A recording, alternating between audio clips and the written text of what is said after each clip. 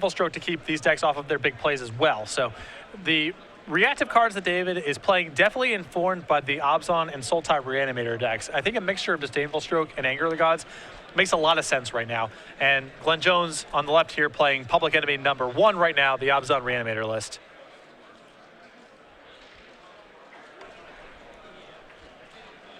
And we're underway. Both players trading off some tri-lands at the beginning of the game, so here's some setup. David is on the play, and it looks like Glenn's going to start by trying for a 2-drop here.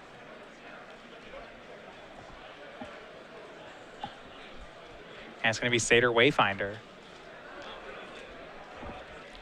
So I'm really excited to watch David's deck in action. I'm not sure if we did a deck tech with him yet, but I would imagine if not, that one is coming down the pipeline shortly. Yeah, what you should know about it is it's a mix, about half creatures, half spells. The creatures are efficient, so you have Savage Knuckleblade and Pelucranos to match up with Courser and Sylvan Caryatid. And then the spells are a bunch of 2s and 3s. It's a mix between red removal and blue counter spells. And Glenn here, I feel like we've seen this a lot on camera today, missing with his Wayfinder trigger. And it's never really seemed to slow down the Abzan decks is the thing. They miss on it, and that's usually okay. It means you're putting 4 spells in the graveyard, and if you hit one big creature, it's probably not the end of the world, but early on, that could be a big miss. Well, we'll see if it catches up to him. That's for sure. David, draw on turn 3, see if he gets one of his threats out, whether it's a Courser of Krufix or a Savage Knuckleblade here. And it will be neither, just a Wooded Foothills and a pass. Looking in his hand, he has a pair of Lightning Strikes, a fair number of lands here, Pelucranos, and a blue spell. I believe Stubborn Denial, most likely the card in there. Dig Through Time also in the deck. Well, we'll get a look at it. Glenn Jones is going to cast Thoughtseize. And it's Disdainful Stroke, Pelucranos, Lightning Strike, Lightning Strike. And David immediately says, I know you're not taking a Lightning Strike out of this hand, so it's between the Stroke and the Pelucranos. Yeah, taking the Pelucranos is actually pretty strong here, as it leaves David with a totally reactive hand in a matchup where I'm not sure David can just play control. He can't just sit back and answer things. I think he'll eventually lose that fight. Well, keep in mind, Glenn might not know exactly what he's up against right now. I'm sure these two have talked to some extent because they're friends, but he may not know exactly the mixture in David's deck. Part of the risk here with playing a purely reactive game on Glenn's side, taking the one threat card, is that David has Dig Through Time in his deck. So if you just sit there and play this very slow game, and David finds one of his copies of Dig Through Time, that can be a game-ending play.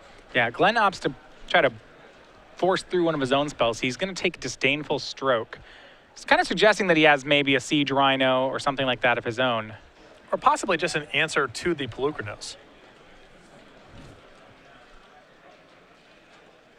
Glenn with 2 main deck copies of Hero's Downfall and 4 Murderous Cuts. So he does have a healthy amount of removal for one big threat. Satyr Wayfinder swings in here. We'll see. Going back to McDarby, does have an opening for Pelucranos. Can't have high expectations that it will stick around. Does Glenn let him have the card? Exactly. When your black opponent says, keep a 5/5, probably means they can kill a 5/5.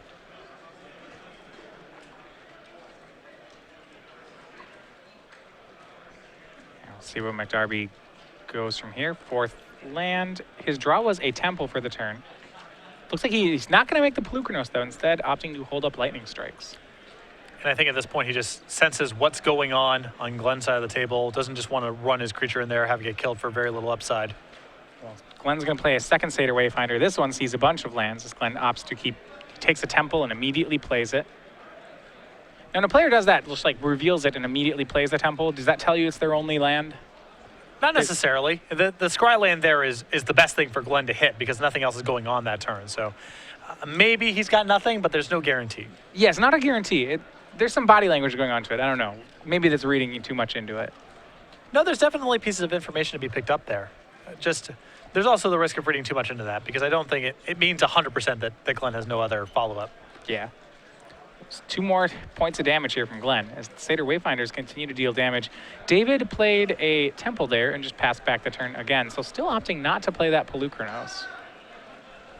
Well, I think he wants to be able to do it when he's got some sort of follow-up. Keep in mind that he's got 3 copies of Stubborn Denial in his deck, so it's easy for him to set up a situation where he plays Polukranos if he draws a Stubborn Denial, can fight over the 1 removal spell, and then maybe Polukranos does a lot of work. We see a Siege Rhino here from Glenn. And no play on end step there for David. Just wondering whether he would double Lightning Strike it. Well, I think because he's drawn an Anger of the Gods, more likely if he wants to do that, he'll Lightning Strike the Siege Rhino and then Anger of the Gods away everything. Absolutely, and that's exactly what he does here. So that will exile all of Glenn's creatures. And one thing that is important to notice, he did draw Stubborn Denial that turn, so when he makes the Polukranos, he will have counterspell backup for it. Glenn just plays a Bear Doomwake Giant there, just as a 4/6. Maybe this is the window McDarby needs. This feels like a good spot.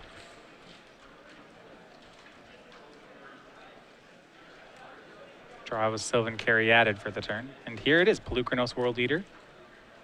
3 cards remaining in David's hand, one of which is Stubborn Denial. On Glenn's side, he's going to go ahead and cast Murderous Cut at the Polukranos. Should, I imagine, get the Stubborn Denial out of McDarby's hand. Yeah, it's very hard for David to use this Stubborn Denial on much else, so Now, has to protect his Polukranos. Glenn does have a second cut here. May see that one happen. And there's not a second counterspell nor a second blue mana for McDarby, so Glenn knows that one would work if he wants it. And that's exactly what he's going to do. He'll try it again. This one takes care of Polukranos. And Doomwake will knock McDarby down to 7, so Glenn Jones still ahead. And McDarby not having the best of draws here. It's been a pair of Sylvan Caryatids, which he'll now cast. Yeah, David desperately needs a dig through time. That's where this has got to start, I think. Well, it seems like there's a lot of 1-for-1 trading here, but at the end of the day, the Abzan Reanimator deck has better threats than the Teamer deck. So if they just 1-for-1 trade, David will find that his creatures will be outclassed.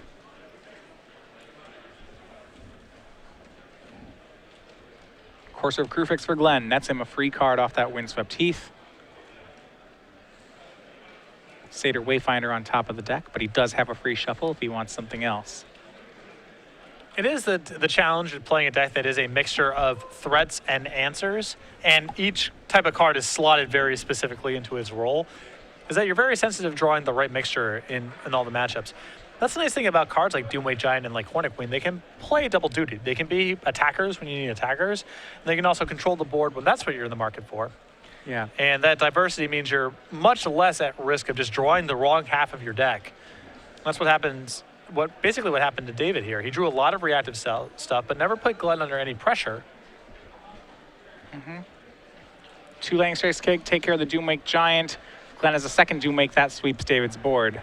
And I think that really is one of the difficulties of a deck like Teamer. So you have a card like Stubborn Denial, which is really good, but it is a counter spell that wants you to have a 4-power creature. So that's 2 different pulls on your deck. You want to be reactive, but you also want to have these large creatures. And when you have the right mixture of everything, this can be really good. But right.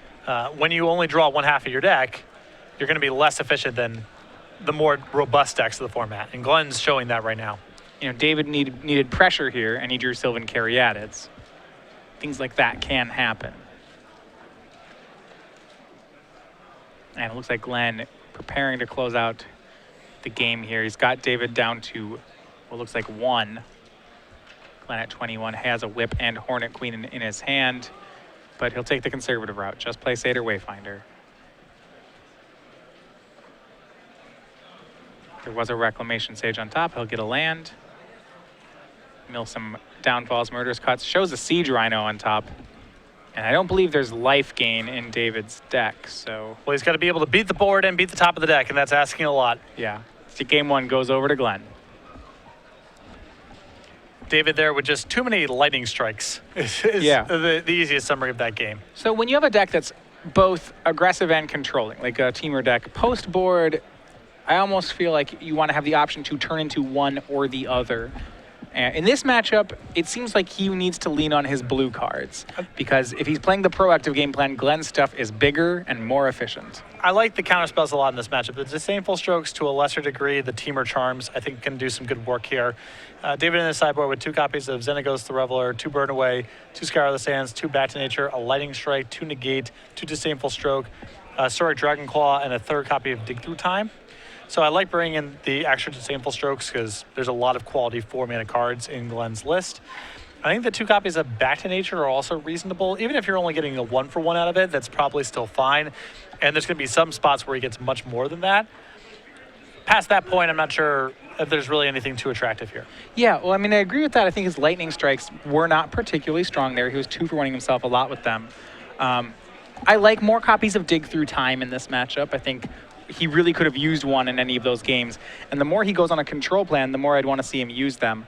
Even a card like Surrak Dragonclaw might be fine here. It's pretty big. It's good against Doomwake Giants. And it's reasonable, I think, to have here.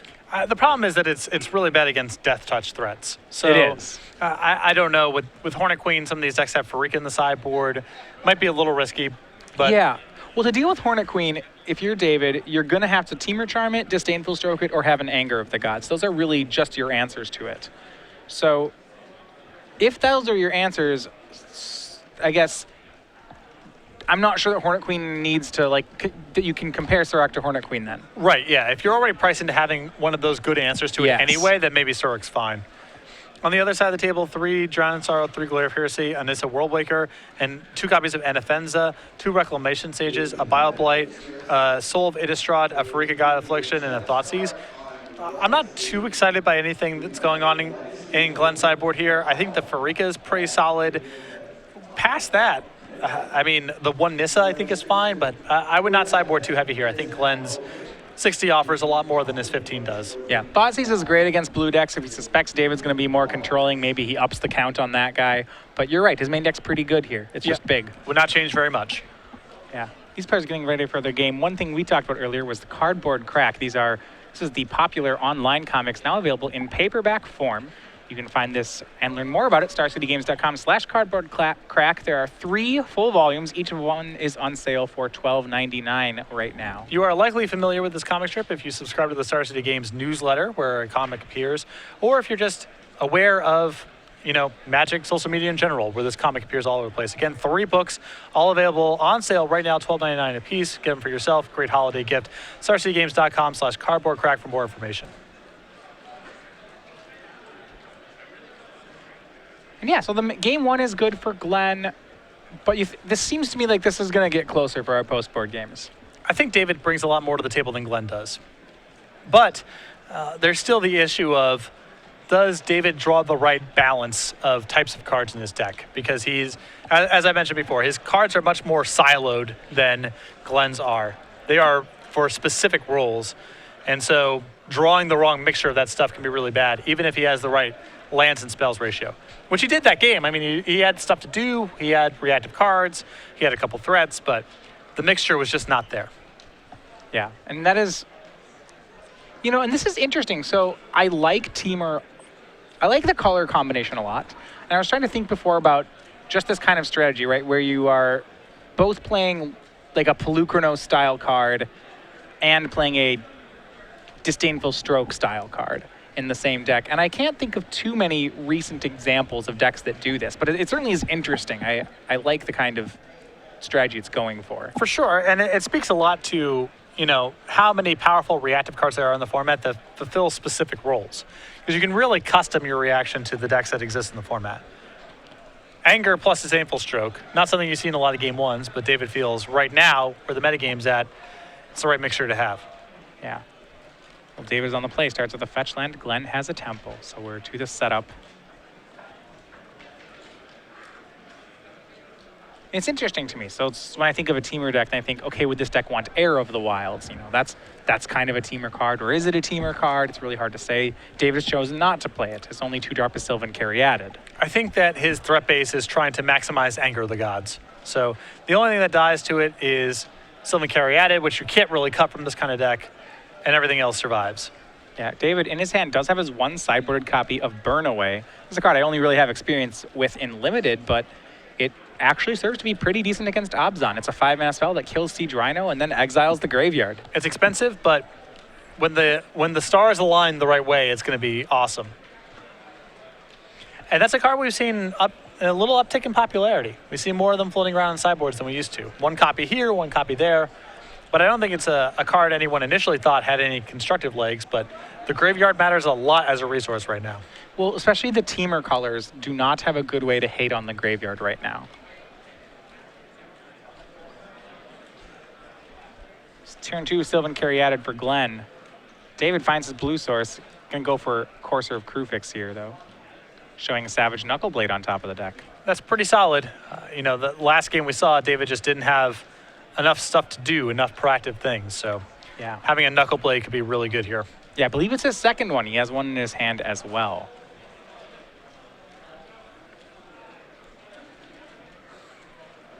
That whole cycle, right? Savage Knuckleblade, Siege Rhino, and Butcher of the Horde, all really, and Mantis Rider even, really tournament level cards. It's neat to see each wedge playing their own version of the card. Yeah, they all have high ceilings and high floors. Yeah. A good recipe for constructed level play. And then there's the fifth one of the cycle, Karu Lichlord. That one sees a ton of play. Still waiting. Still waiting. As soon as he gets played, then the whole cycle will make its way to tournaments.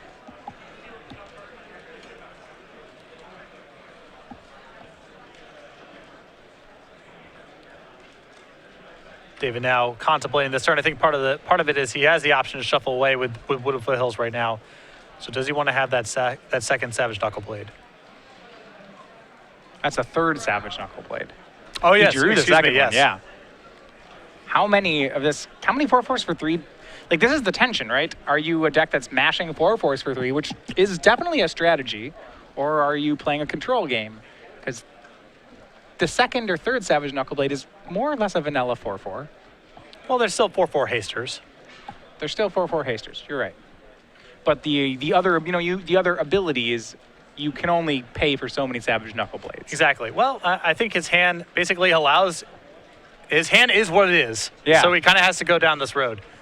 Yeah, I mean, it's like if you want to shuffle away the Knuckleblade or whether he just wants to keep drawing them. It's going to be a Thought Seize from Glenn. He'll see Burn Away, Stormbreath Dragon, Savage Knuckleblade, and Land 5. We got a reader. Yeah. Burn Away, 5-mana instant. It deals 6 damage to target creature. When that creature dies this turn, exile all cards from its controller's graveyard. A sweet one of. And as I said, a card that's picking up a little bit of steam. I've started seeing one of this card scattered around a variety of, Teamer and Mardu, Jeskai lists. It is good. It's a way they can fight Whip. And it doesn't fight it permanently, but it buys time. I know from my experiences playing the limited format, if this hits you at the right time and you're not expecting it, it's lights out. That card can be really mean.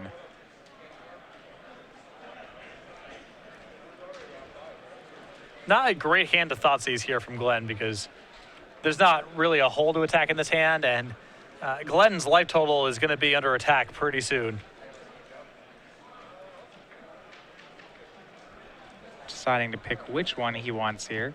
Can he beat Savage Knuckleblades? A lot of times your best way to defeat a Savage Knuckleblade is to just play bigger things. If you play a Hornet Queen, then you can just not really care about Savage Knuckleblade. Well, Hornet Queen's a great answer, but even some of the bigger creatures aren't that great because of the +2/+2 power. Right, Siege Rhino is not an answer. Not helpful right now. Now, Glenn's got a lot of Murderous Cuts in his hand, so there's probably a way for him to weather the storm here.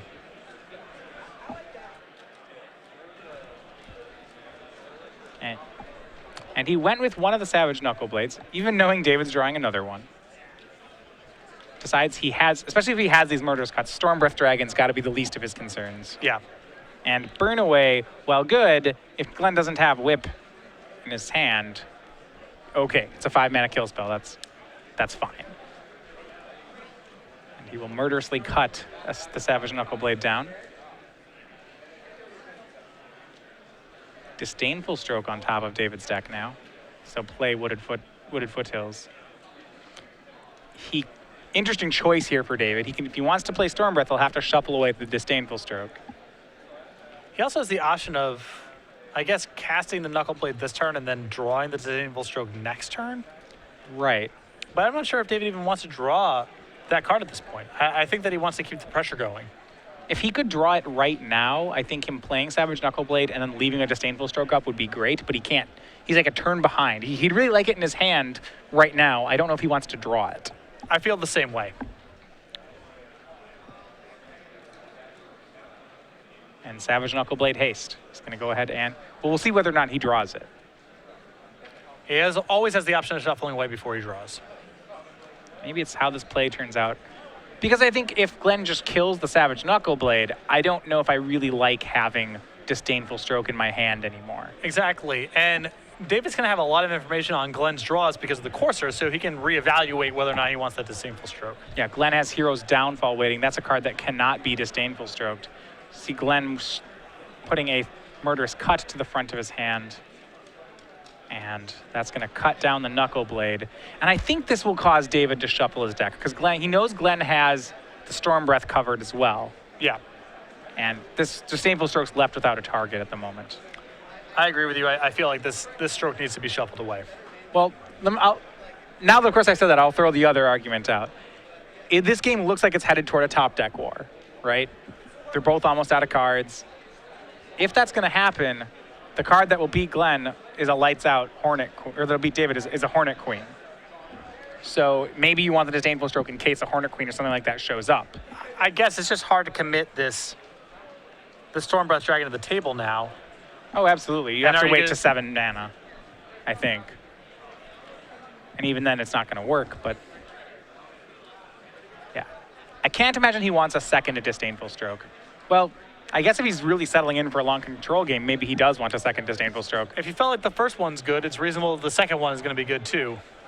There aren't many threats that cost less than 4 mana that David has to care about. And now he's got to be happy he has one. Glenn's next card is a Hornet Queen. And we're going to get into a staring match. Neither player was going to want to tap out for their own threats. I suppose if David's the player with Dig Through Times in his deck, well, sure, let's do it. That's definitely a way to sculpt this. David gets a free card off Shivan Reef and another Disdainful Stroke on top of his deck. Let's draw them all. I think, right? Are there ways that Glenn can win with cards that cost 3 or less, or are these just all hard count? Is David just drawing dissolves here? This might just be too much for Glenn to get through. Right, these are hard counters for all the cards that matter. Glenn draws Hornet Queen. This has a forest on top. Could cash it. Could get it for free. He will.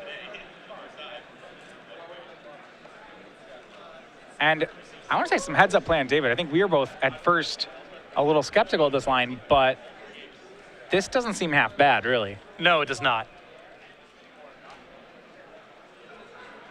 Mill for 4 there. Glenn finds a Temple. And gets a Siege Rhino on top. That'll get... So far, Glenn has 2 threats that need to be disdainfully stroked. He'll pass back. David draws a 3rd copy of Disdainful Stroke. And then another Storm Breath Dragon, so...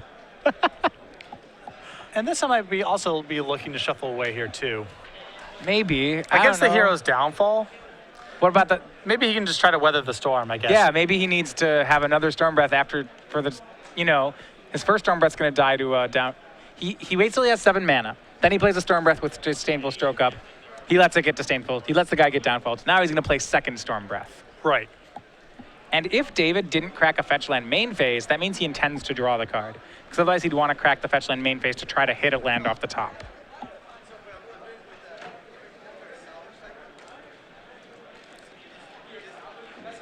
And Glenn...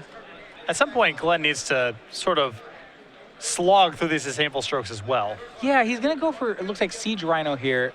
Now, I want to throw something where I might want to hang on to the Siege Rhino because if David's plan is to play Storm Breath with Disdainful Stroke up, one way to stop that plan is to amass 2 Siege Rhinos in your hand. Yeah. And then David would need 9 mana to make that play. So I think if I wanted to run a counter spell into the Disdainful Stroke or run a card into it, I might want to run the Hornet Queen into it. Well, the flip side of it is I don't think Glenn wants to take the 4 points of damage from the Storm Breath. So I think he wants to leave up Hero's Downfall the whole way through. And he would need 10 mana to do that with Hornet Queen, and he only has 9 right now.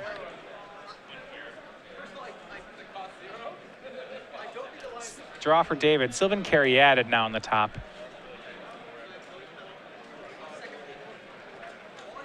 He has Stroke. No, he has 2 dragons, 2 Disdainful Strokes. And the Burn Away. And I think Glenn might be contemplating using Hero's Downfall on the Courser because that prevents David from getting an opportunity to find land number 7 here. Yeah. This is right now there's a fetch. The fetch trigger is on the stack.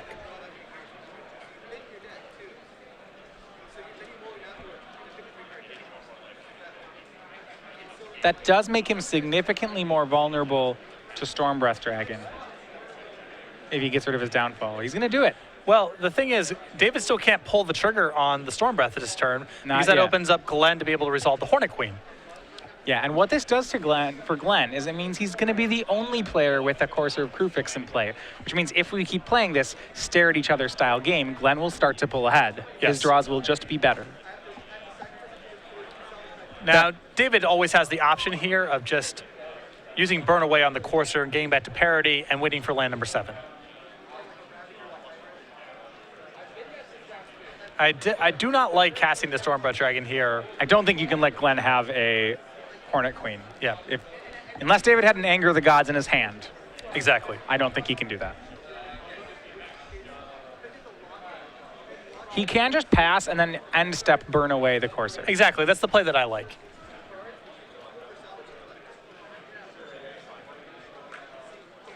If you're Glenn, then, do you throw cards into Disdainful Strokes to try to stop him from burn awaying you? No, I mean, I think the Hornet Queen's too good to just throw into a Disdainful Stroke. Sure. Courser's really good here, too, though. And there's a whip on top. That's another must counter. So Well, it may not be a must counter. yes, he has Burn Away. With the Burn Away, it may not matter very much. It depends whether David has brought in Back to Natures. If he hasn't, he does not have a way to get a whip off the table.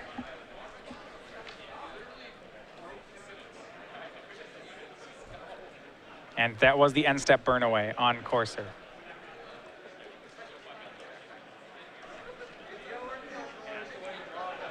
Draw from McDarby. Not the land. Yeah, still waiting. It was a second Burn Away. This is a really, I like how this game's played out so far. This is really interesting. David has definitely set up a line of play. He knows what he's trying to do. Now he finally hits land 7, and it's time for Storm Breath Dragon. It's going to swing for 4. Glenn goes down to 10. Siege Rhino, the draw for Glenn. He may have, depending on how much mana he has here, he may get to resolve the Siege Rhino. If he has 11 mana, David would let Siege Rhino resolve. I count 11. I'm counting 10. Is it 10? I count eight 10. lands. Oh, that's a Wayfinder. You're right. It's only 10. Yeah, I count. Now, this is a pretty good test spell because Whip. Swings for 1. it's likely to resolve and does a little bit of something. And if David does counter it, that's great too. Yeah, because now it's in the graveyard. Yeah. Now, of note here, if Glenn goes for Hornet Queen, David will have to burn away something to stop the Hornet Queen from getting whipped back. Like now Glenn's happy to throw Hornet Queen into the whip, Yeah. into the counter spell. And actually, if you go back before, once Glenn saw the whip on top of his deck, there's an argument for running the Hornet Queen into the counter spell right then and there, because it makes the whip way more threatening. Yeah, no, there is some argument for that. I don't know. There's a lot. This game's really interesting. Yeah, there's definitely a ton of decisions back and forth, and because the Coursers were in play on both sides of the table for so long, both players are working with a ton of information. Yeah. Swing for with Storm Breath again puts Glenn down to 7. David does have enough mana to use the Monstrosity ability on Storm Breath.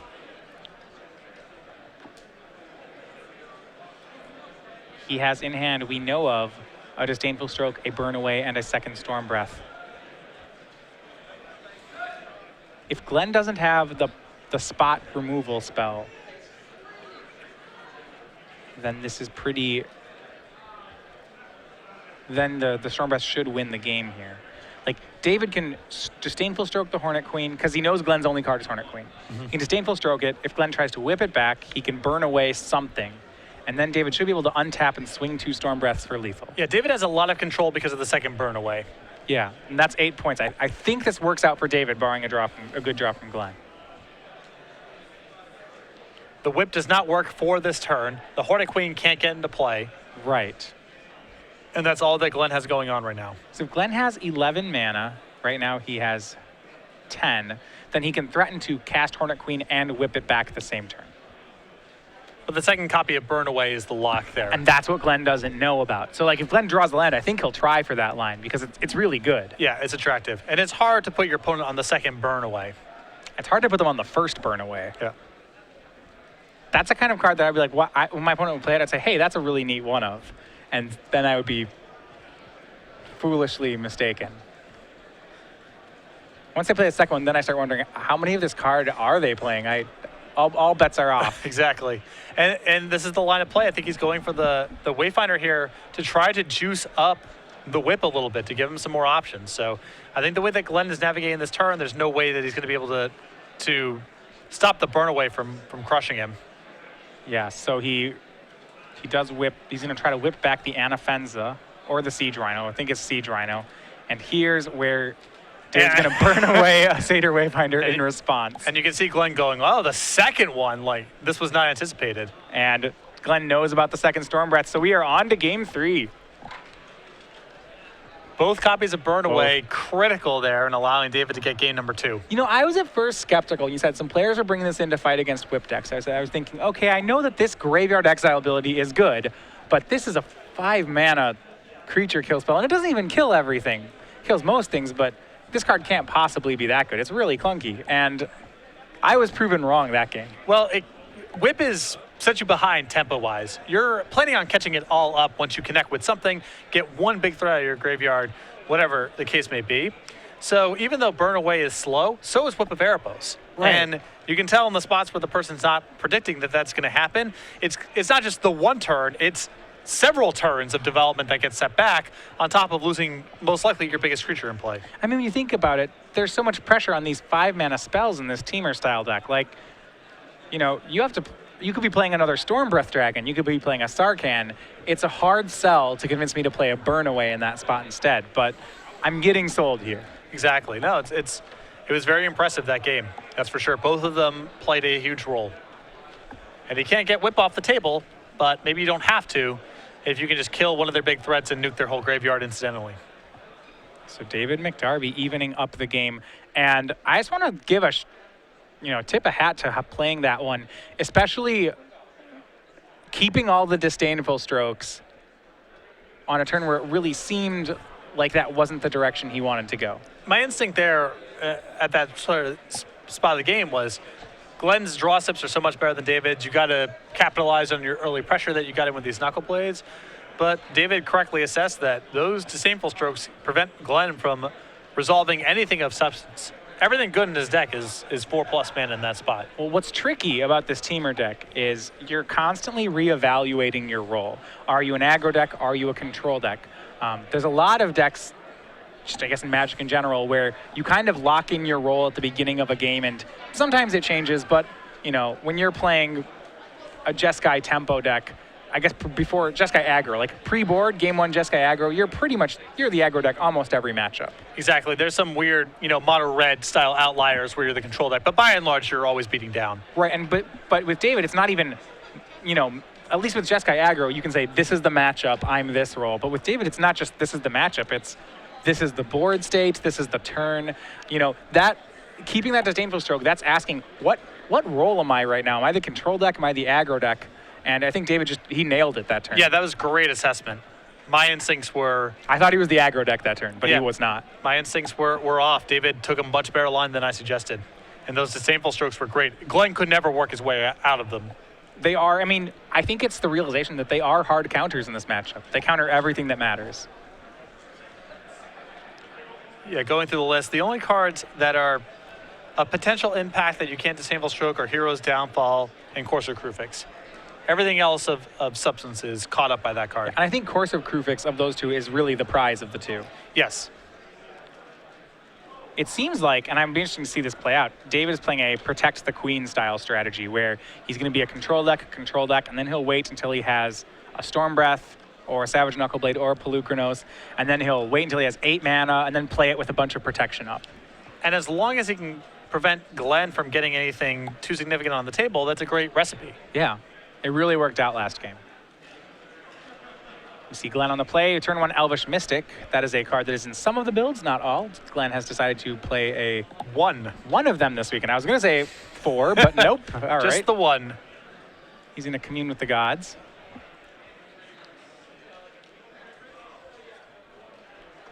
And that's pretty much perfect because you want one in the opening hand and then not draw one for the rest of the game. Ergo, you play one. There's no, right. Simple. He communed with the gods into a Siege Rhino. He's going to play a Temple to fix his mana then. Good start for Glenn. Has mana accelerate. He's going to have a turn 3 Siege Rhino on the play. And in a really great hand.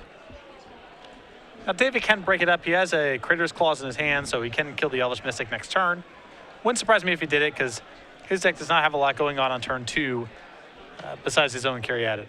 One thing that I like what Glenn's done in this matchup is he's moved to a more of an aggressive role, actually. He's boarded in cards like Anafenza the Foremost, which play really well against Anger of the Gods style decks.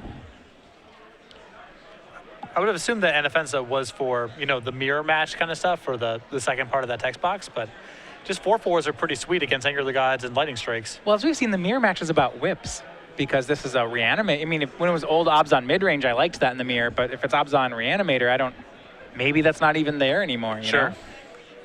David with a pretty tight play there. He Crater's Claws the Elvish Mystic, I think because he knew he couldn't really do much about the Siege Rhino there. And now he has to choose between Courser Crewfix and Sylvan Caryatid. The Siege Rhino will resolve. That's the bad news if you're a McDarby fan. He does not have a disdainful stroke. Yeah, David there with the option. I like playing the Temple and the Caryatid. It's much more efficient because you want to play your Courser before you make your little land drop. So playing your third land in a Courser is not that efficient. Much better to get the Caryatid into play. And a huge opening for David. Glenn did not have the land into Siege Rhino. He missed the land drop, so he was forced to just cast Anafenza that turn.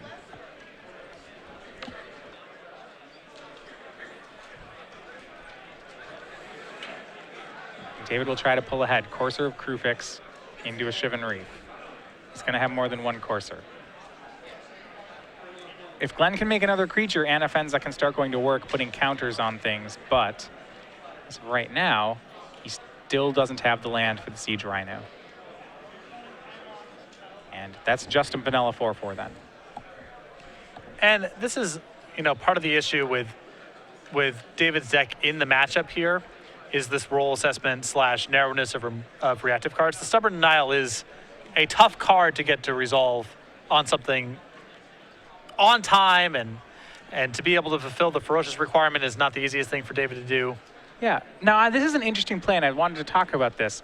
Glenn had the option there to make Siege Rhino, swing, put a counter on it, and instead just opted to cast Pharika.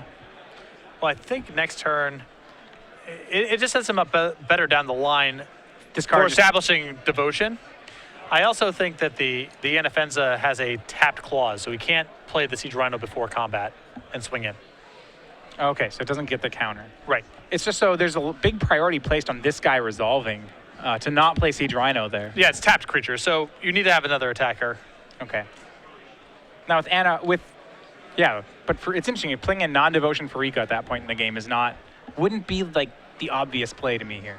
No, I don't think so either, but David's not really pressuring him, and Glenn's going to be able to fulfill the Devotion requirement for this Pharika most likely for the rest of the game, so it puts a lot of pressure on David to react to everything, probably leave up mana inefficiently. Yeah, David does not have an answer to Pharika. He does have a burn away for the Anafenza. And David going ahead and doing this straight away, so no opportunity for Farika there to make any tokens. Get the Elvish Mystic out of the graveyard. And now we'll come Siege Rhino. Stomping onto the battlefield, taking 3 life.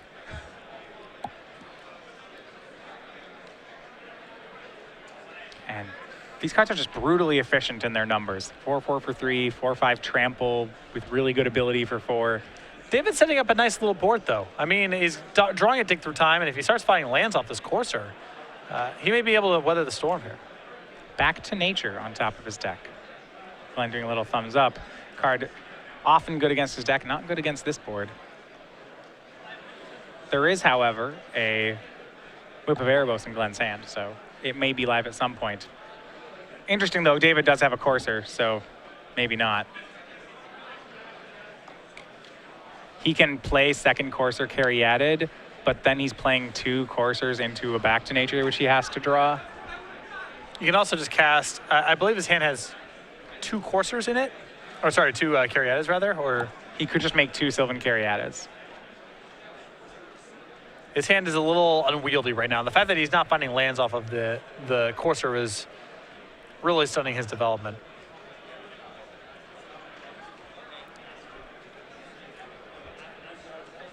If he makes the Caryatids, then at the very least he'll have mana to dig through time if he needs to do that. But maybe he just doesn't have... I suppose if he plays Caryatids, he'll take 4 off Rhino, and he may not ever have time to just tap out some guys and play a dig through time. He'll be pretty far behind at that point. He's going to go with second Courser, second Caryatid. A little awkward, as you mentioned, but... That dig, yeah, that Back to Nature is... I think he has to do it, though. Just means you don't draw a card next turn. You just get this Back to Nature. The selling point for me, actually, is I really want to gain 2 life every time I make a land drop. That seems really nice, and I would love to do it. Whip of Erebos to play for Glenn. He's fine playing that into a Back to Nature. That's Devotion 6 for Farika. Yeah, this is pretty safe. David's played into the Back of Nature here, so if you lose it, not the end of the world. Glenn's just getting a lot of things on the table that are difficult to deal with. Just different angles of attack. There's a lot of weird stuff going on the side of the table, and David does not have the most streamlined answers to what's going on. Yeah, he is contemplating upkeep casting this dig through time. It would take all his mana and his whole graveyard, but that means he doesn't have to draw Back to Nature. Decides that's not worth it. Flips, it's another dig through time. Maybe it was a play he needed to make. Don't think he's happy about that draw. Or that reveal, rather. David might be in a spot soon where he's just going to have to chump block with the Coursers, and then the Back to Nature is sort of turned back on. Yeah, he's going to end up digging through time anyway.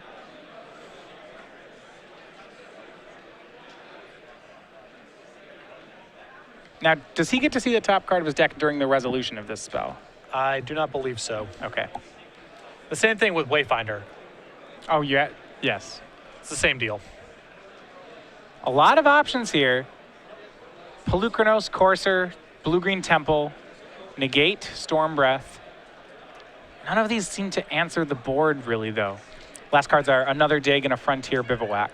The Farika here is going to be really problematic if David cannot answer what's going on the board.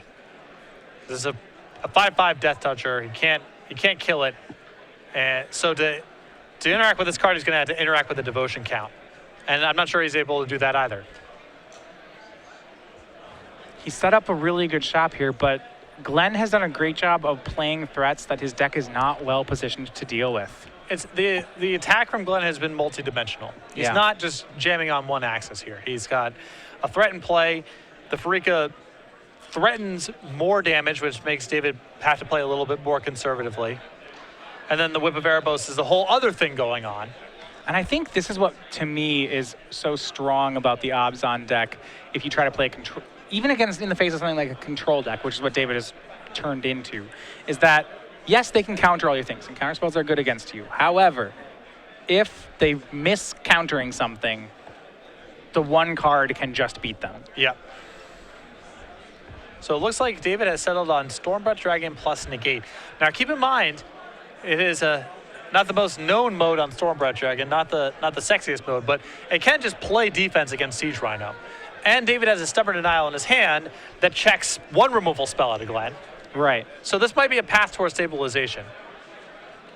I'm guessing that we're going to see a chump block here, though I'm really loath to see a chump block if I don't really want a chump block if I'm David. I really like that lands would gain me. I like that lands gain me too. I don't think David's going to chump. I think he's going to just take the hit. See if maybe Glenn can make that even less appealing. He's going for something pre-combat. Yeah, I believe this is a Hornet Queen, and that's going to turn on the Devotion for Farika. Yeah, it certainly is something to activate the Farika. But Hornet Queen, and this is just it. David's behind here, so he can't afford to leave up counter spells for anything. He's really getting bullied by Glenn just playing more and more threats. Yep.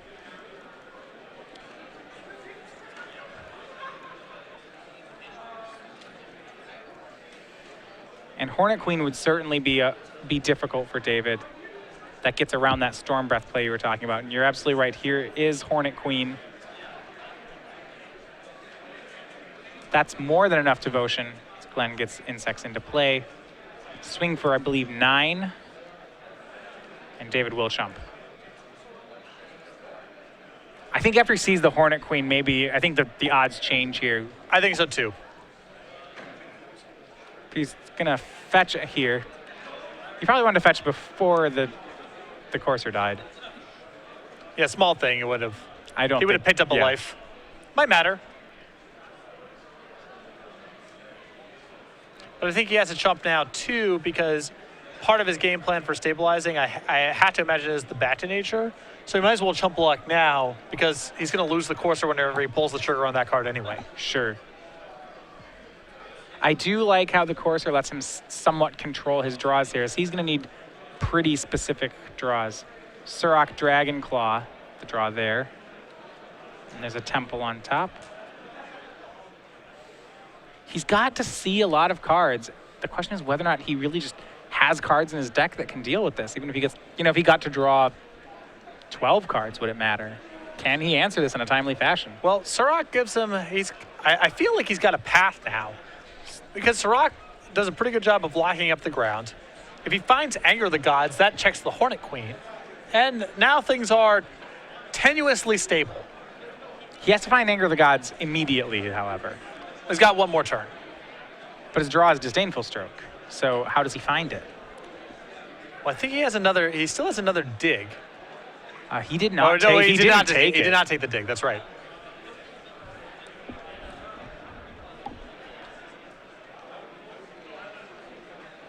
You're right that I think Surrak into Anger might do it.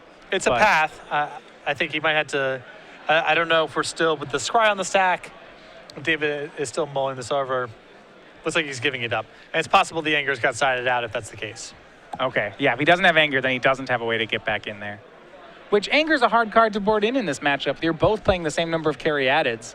It's really, you're just trying to hit Hornet Queens with it. And exiling as well is nice. But David, I guess, with no answer left in his deck, he can't be the Hornet Queen. And Glenn Jones is going to be able to win 2 games to 1.